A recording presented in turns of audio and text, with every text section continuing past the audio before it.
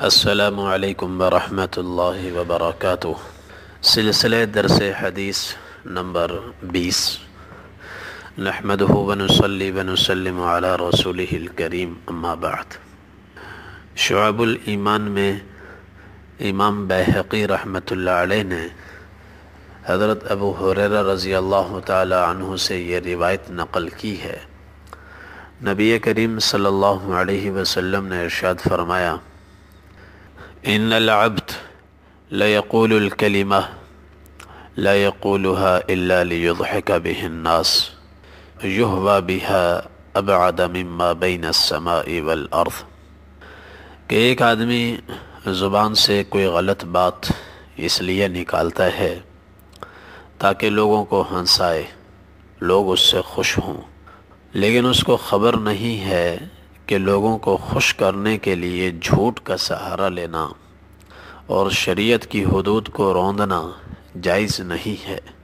آپ صلی اللہ علیہ وسلم نے ارشاد فرمایا: ایسا آدمی جو لوگوں کو ہنسانے کے لیے، خوش کرنے کے لیے جھوٹ کا سہارا لیتا ہے، قیامت کے دن اس کو اتنی بلندی سے جہنم میں پھینکا جائے گا کہ اس کا فاصلہ زمین و آسمان سے بھی کہیں زیادہ ہوگا۔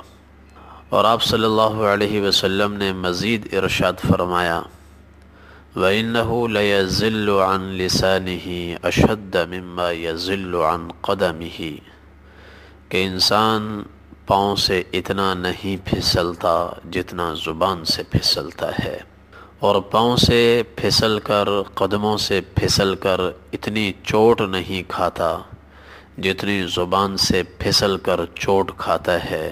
زبان کی تباہ کاریاں پاؤں کی لغزش سے کئی گنا زیادہ ہیں۔ ایک حدیث میں جو ترمذی میں مروی ہے، حضرت بہز بن حکیم اپنے دادا سے روایت کرتے ہیں کہ نبی کریم صلی اللہ علیہ وسلم نے ارشاد فرمایا: ویل لمن یحدث فیکذب لیضحک بہ القوم ویل لہ ویل لہ۔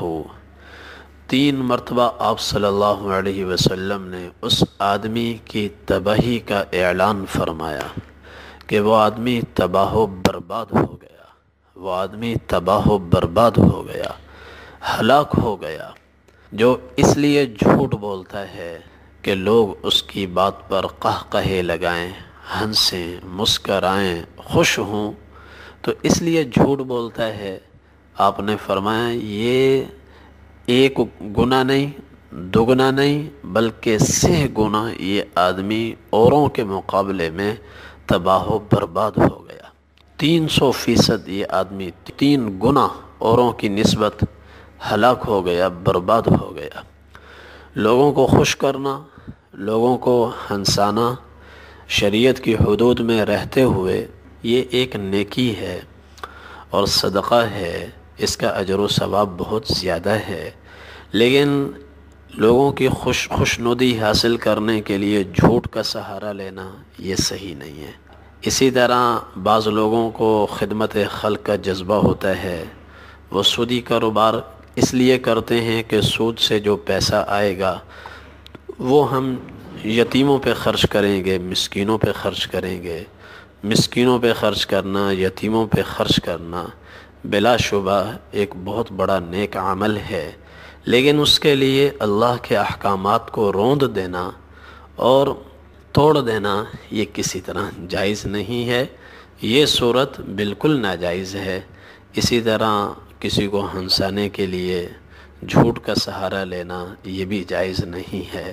اللہ تبارک و تعالی ہمیں شریعت کی حدود پر ثابت قدم رہنے کی توفیق عطا فرمائے، اور سر منہ اس سے باہر نکلنے سے اللہ تعالی ہماری حفاظت فرمائے۔